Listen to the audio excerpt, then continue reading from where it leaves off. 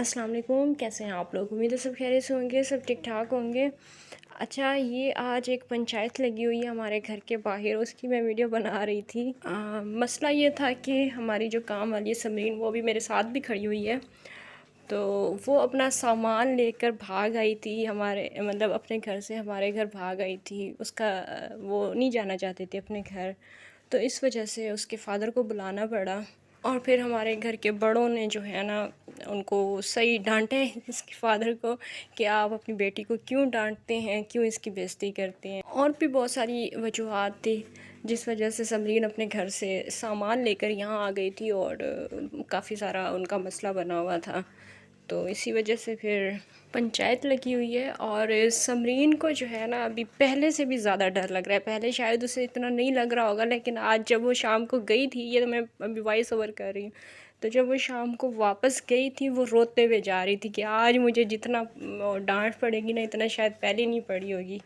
तो फिर भी हम लोगों ने इसे समझाया कि अगर माँ बाप डांटते हैं या कोई बात करते हैं तो सुन लेना चाहिए, आगे से ज़िद नहीं करनी चाहिए, आगे से बहस नहीं करनी चाहिए। और वैसे भी अंकल ने अच्छा खासा मतलब उसके फ़ादर को समझा दिया। अभी कुछ भी नहीं कहेंगे, बहुत समझा के फिर उस बेचारी बच्ची को घर भेजा है। वो जाने के लिए तैयार बिल्कुल भी नहीं थी।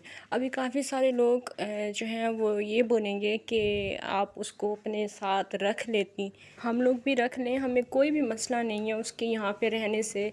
वो सुलह के साथ जितने दिन मर्ज़ी यहाँ पे रह ले, लेकिन जिस तरह से मतलब वो लड़ झगड़ कर आई है, तो इस तरह से फिर कोई भी इंसान नहीं साथ देता है ऐसे मामलात में, और देना भी नहीं चाहिए। और ना ही ऐसे मामलात में फिर लड़कियों की हौसला अफजाई करनी चाहिए, ताकि वो कल को कहीं और भाग के चली जाए, तो फिर मतलब आप समझ सकते हैं। तो इस वजह से हमने इसकी बिल्कुल भी हौसला अफजाई नहीं की, इसे बिल्कुल इज़्ज़त के साथ इसके घर वापस भेजा है। और अब आप लोग भी इसके हक़ में दुआ कीजिएगा कि इसके घर वाले जो हैं इससे राज़ी हो जाएं, इसको डांट ना पड़े। चलें जी, ये तो हो गई समरीन की बातें।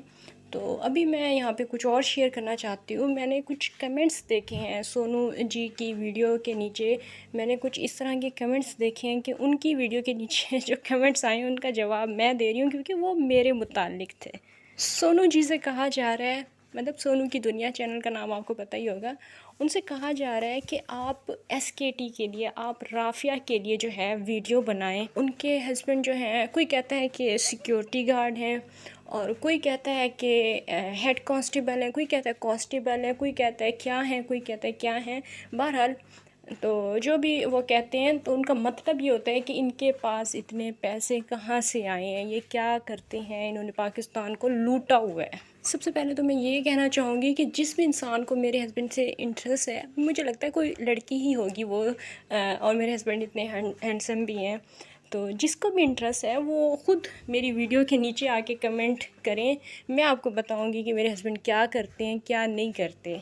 शायद मेरे हस्बैंड को देखकर आपके दिल में घंटियां बज रही हैं, आपसे बर्दाश्त नहीं हो रहा, कंट्रोल नहीं कर पा रही हैं। इस वजह से कभी आप किधर जाके मुंह मार रही हैं, कभी आप किधर जाके मुंह मार रही हैं, और आपको समझ में नहीं आ रही कि आप किससे इन्फॉर्मेशन लें और किससे पूछें कि ये बंदा कौन है, ये बंदा असल में क्या करता है। कमेंट में आप कहती हैं कि ये सिक्योरिटी गार्ड है, पुलिस ऑफिसर नहीं है। तो ठीक है, सिक्योरिटी गार्ड है, फिर क्या करना है नेक्स्ट बताएं कि अगर ये सिक्योरिटी गार्ड हैं तो फिर आपको क्या करना है, आपका मतलब क्या है फिर मेरे हस्बैंड के साथ, आप इंटरेस्ट क्यों ले रही हैं, इतना क्यों पूछ रही हैं।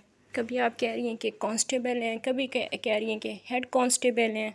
आपको इस्लामाबाद पुलिस का यूनिफॉर्म का तो आपको पता है नहीं। आप चलिए इस्लामाबाद पुलिस ऑफिसर के ख्वाब देखने। बेहतर यही होगा कि अपने ये जो आप ख्वाब सजा रही हैं इनको यहीं पे स्टॉप कर दें। हमारे घर में एक्स्ट्रा लोगों की कोई गुंजाइश नहीं है। और मेरे हस्बैंड की तरफ अगर आपने फिर से गंदी नज़र से देखा, तो फिर जितने मैं आपसे प्यार से बात कर रही हूँ ना, फिर मुझसे बुरा कोई नहीं होगा। इतना आपका दिमाग ख़राब हो गया कि हर किसी की वीडियो में जाके आप ये पूछ रही हैं कि ये बंदा कौन है, ये क्या करता है, ये इसके पास इतने पैसे कहाँ से आए, ये गाड़ियाँ किसकी हैं, क्यों हैं। चलें जी, ये तो हो गया उस लड़की के लिए जवाब जो हर जगह पे जाके मेरे हस्बैंड की इन्फॉर्मेशन इकट्ठी कर रही है और बहुत ही गंदी नज़रों के साथ मेरे हस्बैंड को देख रही है। मैं मुसलसल 2 दिन से बर्दाश्त कर रही थी। मैंने सोचा इस टॉपिक पे नहीं बात करूँगी, लेकिन जब फिर बात हद से ज़्यादा बढ़ जाती है तो बात करना फिर लाजमी हो जाता है। और फिर मैं यूँ भी नहीं चाहती कि ये इतने ज़्यादा ख्वाब देख ले और फिर एंड में जब इसके हाथ कुछ नहीं आएगा तो बेचारी बैठ के रोएगी। तो इस वजह से फिर मैंने सोचा पहले ही इसे जो है बता देती हूँ, समझा देती हूँ कि इधर के ख्वाब नहीं देखना। और अभी मैं बात करूँगी डेली रूटीन वाली आंटी के हवाले से। उन्होंने जो है ना कल एक वीडियो अपलोड की है और उसमें उन्होंने मेरे चैनल के हवाले से मतलब बताया है कि उन्होंने मेरी वीडियो देखी थी, जिस वीडियो में मैंने सिकंदर भाई के वॉइस मैसेजेस लगाए थे। मुझे यकीन करें बहुत बुरा लगा, मुझे बहुत ज़्यादा अफसोस हो रहा था कि मेरी वजह से वो सारा दिन, मतलब मेरी वजह से तो नहीं, अपने भाई की वजह से ही, लेकिन वीडियो तो क्योंकि मैंने अपलोड की थी तो वो सारा दिन रोती रही थी। मैं यहाँ पे आंटी से सॉरी करना चाहूँगी कि मैंने वो वीडियो अपलोड की और आपको बहुत ज़्यादा आप हर्ट हुई हैं, लेकिन मैं उन दिनों में मजबूर हो गई थी, मुझे मजबूर किया गया था कि ये वीडियो मैं अपलोड करूँ। मैंने ये कभी भी नहीं करनी थी, कभी मर के भी मैं ये वीडियो अपलोड ना करती। जब बात इज़्ज़त की आ जाए ना तो फिर इंसान मजबूर हो जाता है फिर वो सेल्फ़िश हो जाता है, फिर उसे ये सारी चीज़ें, अगर मैं ये सब कुछ ना करती मेरी ऑडियंस ने भी मुझे कभी नहीं वो मतलब माफ़ करना था, क्योंकि आपकी जो फैमिली है वहाँ से बहुत बहुत बहुत बुरा भला कहा जा रहा था औरतों को। सिर्फ़ और सिर्फ बकवास की जा रही थी, सिर्फ़ और सिर्फ बकवास की जा रही थी। कहीं से कोई बहनें पैदा करके लेके आ रहे थे, किसी की कोई इस्लामाबाद में बैठा है तो उसको लाहौर का बता रहे हैं, कोई कहाँ पे, मतलब ऐसी मन गढ़ंत कहानियाँ और फजूल वाहियात, मतलब अपनी फैमिली की औकात वो लोग दिखा रहे थे, सिर्फ़ अपनी औकात दिखा रहे थे।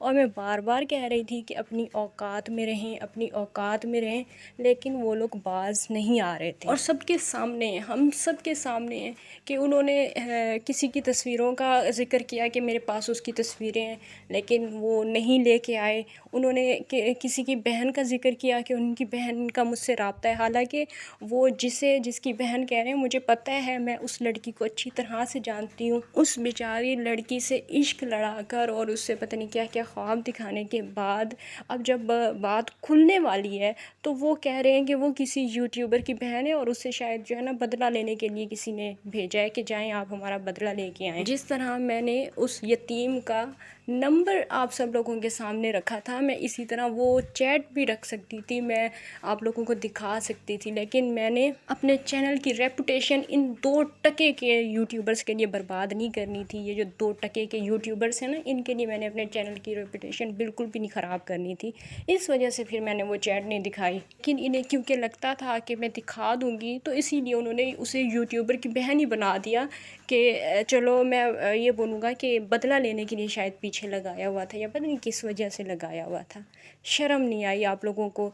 इतने बड़े बड़े झूठ बोलते हुए शर्म नहीं आई? और फिर इतना सारा कुछ करने के बाद, इतनी वाहियात किस्म की ज़बान इस्तेमाल करने के बाद, मतलब औरतों के लिए इतनी गलीज़ ज़बान इस्तेमाल करने के बाद, जो कि आपको सिर्फ़ अपनी वाइफ़ के लिए इस्तेमाल करनी चाहिए क्योंकि वो इस तरह की है, तो जो ज़बान आपको सिर्फ़ उसके लिए इस्तेमाल करनी चाहिए आप वो किसी और के लिए इस्तेमाल कर रहे थे। और उसके बाद फिर आप सिकंदर भाई का मोबाइल लेके उनसे और उस वहाँ से आप मुझे मैसेज करते हैं कि हम जो है सारी वीडियोस भी डिलीट कर दें, हम माफ़िया भी मांग लें और हम सब कुछ कर लें। क्यों भाई, क्यों ऐसा क्यों करें हम? तुम हो क्या चीज़, तुम चीज़ क्या हो?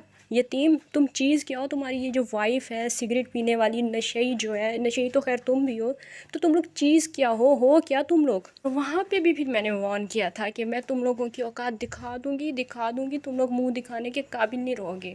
और अभी ऐसा हुआ भी है, आप सब लोगों ने देखा है कि कितने कितने दिनों के बाद इन यतीमों की वीडियोज़ आती हैं। लोगों को समझ नहीं आती कि अब हम किस तरह से नज़रें मिलाएं।